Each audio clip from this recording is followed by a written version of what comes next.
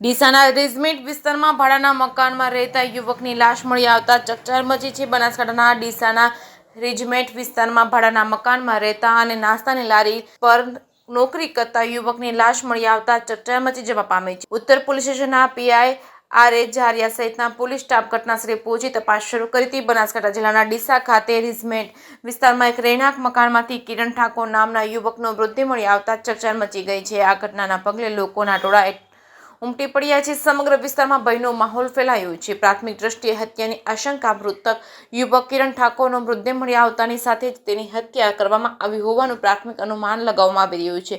જોકે આ હત્યા છે કે આત્મહત્યા તે દિશામાં પોલીસ તપાસ હાથ ધરી છે। સ્થાનિક લોકોએ પોલીસને જાણ કરી હતી। ઘટનાની જાણ થતાં જ આસપાસના લોકોએ તાત્કાલિક મૃતકના પરિવારજનો અને પોલીસને જાણ કરી હતી, જેના પગલે ડીસા ઉત્તર પોલીસની ટીમ ઘટનાસ્થળે પહોંચી હતી અને તાત્કાલિક ધોરણે તપાસ શરૂ કરી હતી। પોલીસે મૃતદેહને પીએમ માટે મોકલ્યો હતો। પોલીસે મૃતક યુવકની લાશનો કબજો લઈ તેને પોસ્ટમોર્ટમ માટે ડીસા સિવિલ હોસ્પિટલમાં ખસેડી પોસ્ટમોર્ટમ રિપોર્ટ આવ્યા બાદ મોતનું ચોક્કસ કારણ જાણી શકાશે।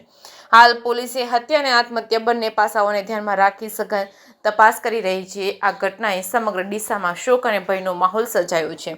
જેકેસી ગુજરાતી સાથે ભરત ઠક્કર, ડીસા। સાહેબ, વાવ, થરાદ અને ભાભર અને શ્રીગામની અંદર સતત 2 દિવસ બાદ આવેલા પૂરને લઈ આપના તરફથી પણ આજે ત્યાંના લોકોને સહાયતા પૂરી પાડવામાં આવી રહી। શું છે આયોજન અને શું સહાય કરવામાં? મિત્રો, આપણા બનાસકાંઠા માટે ખૂબ દુઃખદ સમાચાર છે। થરાદ, સુઈગામ, ભાભર વિસ્તારમાં એકી સાથે 20 ઇંચ અંદાજે લગભગ વરસાદ ખાબક્યો અને આપ સૌ જાણો છો કે ત્યાંની ભૂમિ એવી છે, મરૂડની ભૂમિ છે ત્યાં, અને વરસાદના પાણી ત્યાં જમીનમાં નીચે ઉતરતા નથી અને ઘણા સમય સુધી પાણી ત્યાં રહેતા હોય છે। માટે ત્યાં 20 ઇંચ ઉપરાંત વરસાદ ત્યાં ખાબક્યો એકી સાથે, પરિણામ સ્વરૂપ ત્યાં પાણી ભરાઈ ગયા ચારે બાજુ। આજુબાજુના ગ્રામ્ય વિસ્તારોમાં 10 થી 15 ફૂટ આસપાસના પાણી ભરાયા। ગુજરાત સરકાર તાત્કાલિક અસરથી જે પણ વ્યવસ્થા કરવી પડે પૂર પીડિતો માટે એ સરકારશ્રીએ વ્યવસ્થા કરી। ગુજરાતના લોકલાડીલા મુખ્યમંત્રી આપણા આદરણીય ભૂપેન્દ્રભાઈ પટેલ સાહેબે અને ગુજરાત વિધાનસભાના અધ્યક્ષ આદરણીય શંકરભાઈ ચૌધરી સાહેબ અને બનાસકાંઠા ભારતીય જનતા પાર્ટીની ટીમ દ્વારા તાત્કાલિક અસરથી જેટલી પણ સહાય અસરગ્રસ્તોને પૂરી પાડવી જોઈએ એવી પાડવામાં આવી। માનનીય મુખ્યમંત્રીશ્રી પોતે ગઈકાલે રાત્રે પણ ત્યાં રોકાણ કર્યું વાવ ખાતે। આખો દિવસ અમે એમની સાથે હતા। સુઈગામ, જલોયા, વાવ, થરાદના અંતરિયાળ ગ્રામ્ય વિસ્તારોમાં જ્યાં પાણી ભરાઈ ગયા છે એ વિસ્તારોમાં મુખ્યમંત્રી જાતે પૂર પીડિતોને વહારે આવ્યા છે અને શક્ય એટલી તમામ મદદની કરવાની ખાતરી આપી છે। પશુધન તણાઈ ગયું છે એના માટે પણ મુખ્યમંત્રીશ્રીએ તાત્કાલિક અસરથી વ્યવસ્થા પૂરી પાડી છે। જ્યાં માનવ મૃત્યુ થયા છે ત્યાં તાત્કાલિક અસરથી 4 લાખ રૂપિયાના બેઝથી સહાય પૂરી પાડવામાં આવી છે। આપણા બાજુના પાટણ જિલ્લામાં અંદાજે 8 લોકોના તાત્કાલિક ગઈકાલે 8 લોકોને ત્યાં ચેક સમર્પણ કરવામાં આવે એ ભાવથી સરકાર તાત્કાલિક અસરથી રાહત પહોંચાડી છે। કેશ ટોલની પણ વ્યવસ્થા આજ અથવા આવતીકાલ સુધીમાં પૂરી થઈ જશે। પશુધન જેનું જતું રહ્યું છે તણાઈને તેના માટે પણ સરકાર ચિંતિત છે। પાક જે ધોવાઈ ગયો છે તેના માટે પણ સરકાર ચિંતિત છે।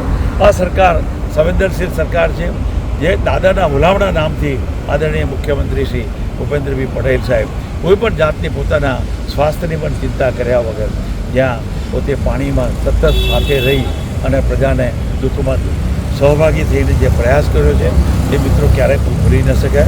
અને આપણા સૌની દરેકની ફરજ બને છે કે આપણા જિલ્લામાં પૂરગ્રસ્ત વિસ્તાર છે તો ત્યાં જેટલી થાય એટલી તમામ વ્યવસ્થા કરવી જોઈએ। ગઈકાલે અંદાજે 50,000 ઉપરાંત ફૂડ પેકેટોની વ્યવસ્થા ડીસા માર્કેટ યાર્ડ દ્વારા ગોવાભાઈ દેસાઈ ચેરમેન છે એમના દ્વારા અમે સાથે રહી અને ત્યાં વાહનો દ્વારા પહોંચાડ્યું છે। અને હું જે પૂર્વ ધારાસભ્ય શશિકાંત પંડ્યા તથા મારું ડીસા તાલુકા મિત્ર મંડળ દ્વારા અમે લોકોએ સાથે મળી અને જેટલો થાય એટલો સહિયારો પ્રયાસ કર્યો છે। મેં મારા મિત્રો દ્વારા સુરતથી સાડીઓ અંદાજે 14,000 પહેલાં 10,000 સાડીઓનું આયોજન હતું, પરંતુ વધારે ત્યાં લાગણી જોતાં એવું મને લાગ્યું કે 14,000 સાડીઓ અમે ત્યાંથી લાવ્યા છીએ અને ત્યાં અમારી માતાઓ અને દીકરીઓ અને બહેનો માટે થાય એટલી સમર્પણના ભાવથી અમે ત્યાં સમર્પણ કરવા જઈ રહ્યા છીએ। મિત્રો, આવા સમયે આપણા સૌની ફરજ થાય છે કે કોઈ પણ જાતની અપેક્ષા વગર, કોઈ પણ જાતના બીજા ભાવ વગર આપણે થાય એટલું સમર્પણ કરવું જોઈએ। મિત્રો, અત્યારે આપણે નહીં આ સમર્પણ કરવા જઈએ તો કોણ જશે? અત્યારે તમે જુઓ છો તમામ લોકોની ઘર વખરી તણાઈ ગઈ છે. કેટલા બધા લોકો રસ્તાઓ ઉપર આવી ગયા છે. 10-10 ફૂટ પાણી ઉતરે એવું હજી 15-20 દિવસ 25 દિવસ લાગતું નથી, કારણ કે જમીન કડક છે, મરૂડવાળી જમીન છે, એટલે પાણી ઉતરે એવી સ્થિતિ જ નથી તમને કહું. એટલે આવા સમયે ફૂડ પેકેટ, ખાદ્ય ખોરાકની વ્યવસ્થા, ઘર વખરી તણાઈ ગઈ હોય, કપડાં તણાઈ ગયા હોય, કશું ન હોય તો આ વખતે આપણે આવા સમયે આપણી બહેન દીકરીઓ માટે આપણે પ્રયાસ નહીં કરીએ તો કોણ કરશે? માટે મેં અને મારા મિત્ર મંડળ દ્વારા અમે સમર્પણના ભાવથી આ એક નાનો સરખો પ્રયાસ કર્યો છે. મિત્રો, આપ સૌના સાથ અને સહકારથી અને આના માટે મા જગદંબાનો હું આભાર માનું છું. વધારે સેવા કરવાની અમને ઉર્જા આપે એ જ અપેક્ષાના સાથે અસ્તુ ભારત માતા.